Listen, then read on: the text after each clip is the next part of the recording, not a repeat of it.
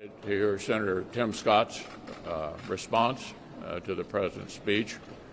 I think we'll do an excellent outline of what our party believes ought to be the direction of the country. With regard to the direction of the Biden administration so far, I think it could best be described as the Biden bait and switch. President Biden ran as a moderate, but I'm hard-pressed to think of anything at all that he's done so far that would indicate some degree of moderation. Debate is always the title, like the massive COVID bill, but with only 1% for vaccines and 9% for health care, or infrastructure, which is debate, but the details involve more money for electric cars than for most projects that most of us consider infrastructure. And, of course, a massive tax increase, undoing the 2017 tax bill, which produced the best economy in 50 years as recently as February of 2020. Or a bill styled as voting rights, which, in fact, is a carefully designed plan for the Democrats to take over all of American elections all across the country. So bait and switch strikes me as the best way to describe the Biden administration, at least so far. Well, like the leader, I'm looking forward to tomorrow night and to hearing an uplifting and positive message about the policies that can help the American people, American workers, and American families experience and live the American dream. Of course, that will be in Senator Scott's response to President Biden's address, and I'm too looking forward to that. President Biden's first 100 days in office, I think, I'd argue, filled with a lot of promises about bipartisanship and unity. I was inclined to believe him when he made his inaugural speech, but we have not seen any evidence of that in the way that he has governed. So far, it's been one-party sort of rule on pretty much everything that they've tried to do. And I think there are some real opportunities for bipartisanship. For sure, on the issue of infrastructure, if they would focus on what is truly infrastructure, not as the President defines it, but as actually the American people define it, I think we could get a deal that would be really good for this country, good for jobs, good for our economy. But it can't be filled with the liberal wish list that the Democrats want included in the definition of infrastructure. In fact, Senator Capito, as we all know, has a proposal out there that actually spends more on hard infrastructure, core infrastructure, than the President's plan at a fraction of the cost. And so I think there's a pathway there if we want to get a bipartisan infrastructure bill that we would enable us to get to a solution. The question, of course, is whether the President is inclined to do that, inclined to work with Republicans. Clearly, the Democrat leadership here on Capitol Hill, so far at least, has not shown much of an appetite for working with Republicans or reaching out to our side to get input and ideas from us. It's been an attempt really to just sort of run roughshod over the minority in the Senate, and I'm certainly hopeful that the President, when faced with the choice, and he will have to make the choice, will decide to work with Republicans on an infrastructure bill that can be good for this country.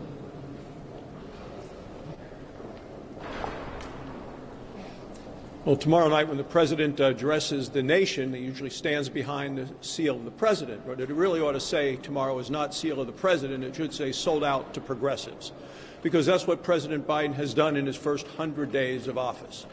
We saw it first with the so-called coronavirus bill, where in fact he borrowed trillions of dollars and used it for all sorts of things completely unrelated to the disease and the medical treatment of coronavirus.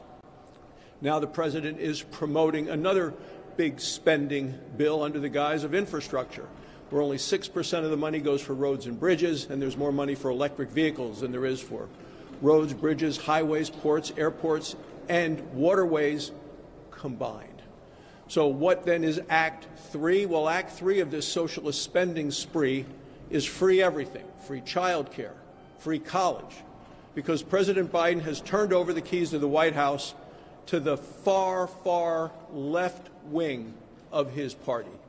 These are the people who are for big government programs and socialism. They are already demanding of him open borders and defunding the police. The president has put together his own commission now to find ways to pack the Supreme Court. And when you take a look at what the president's immigration executive orders have done, right now you go to the border, there is a catastrophe, chaos at the border, in the border crisis that our nation is facing. On top of that, the president's executive orders on energy are causing thousands and thousands of families all across the country to lose their jobs and will cost millions of Americans more money out of pocket to pay to heat their homes and to drive their vehicles. Those are the sorts of things that we're dealing with as a president now gets to propose the largest tax increase in the last 50 years, regardless of the impact that that's going to have on jobs, on the welfare of our families, and on economic growth, and even on wages.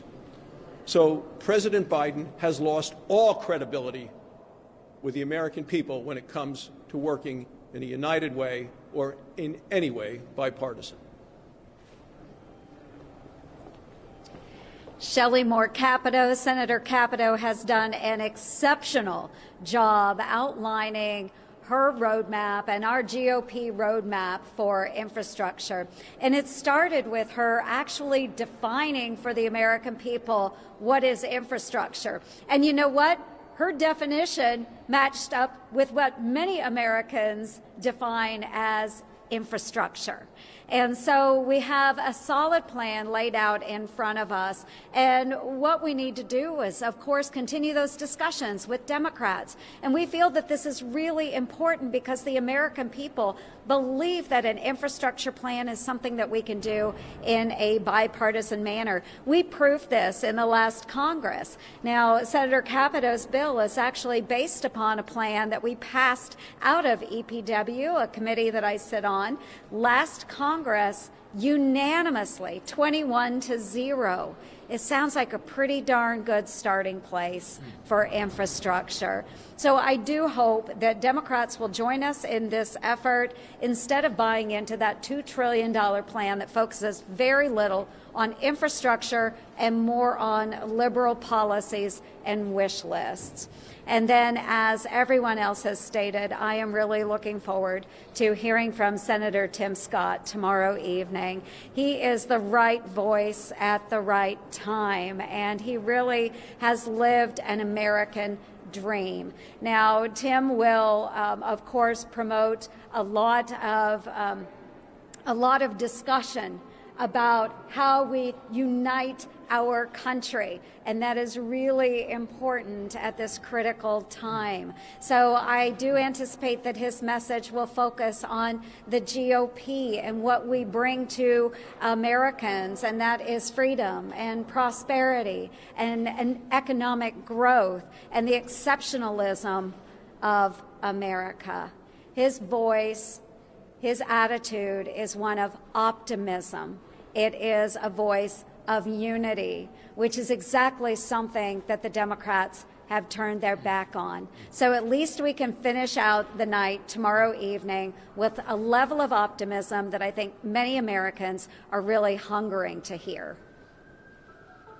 Leader McConnell, will the conservative base be supportive of any future compromise on police reform, and are Republicans taking a political risk by perhaps backing changes to it? Well, I would remind you that the principal resistance to police reform in the United States Senate was Senate Democrats, who filibustered and prevented us from getting on to Senator Tim Scott's police reform bill.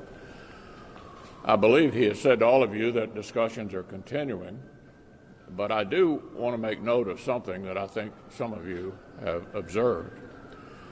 The number of policemen retiring across America is going up. There are continued reports of recruitment problems.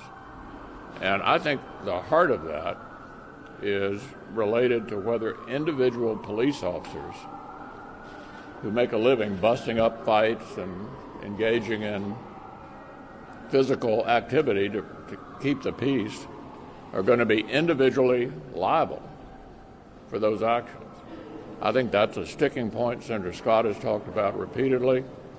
Hopefully we can get an outcome here, but I would refer you to him for the details of where that all stands at this point. Burgess? Liz Cheney, who you support, said that challenging the election would be disqualifying for some Republican senators who are running for president. Do you agree with that? What's the question again? Liz Cheney, who you support, said challenging the election would be disqualifying for some Republican senators who would run for president. Do you agree with that? Well, she can speak for herself. I think we're going to have a lot of people interested in running for president, some of them right here in the Senate, and they'll be best able to decide, the best way forward on those kinds of issue discussions that will inevitably come up.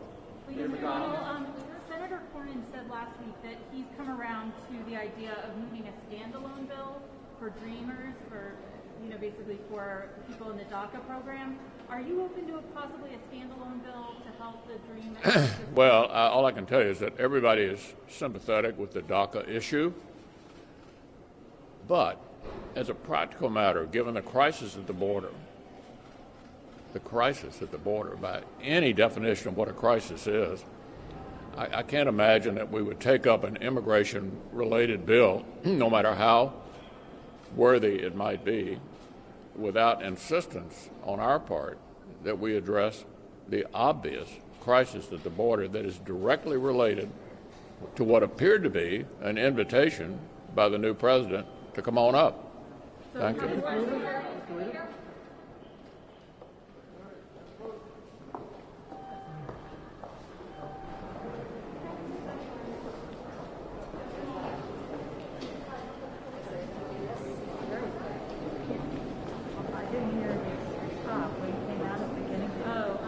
He was just talking about the 100 days and that Biden is pretending to be moderator.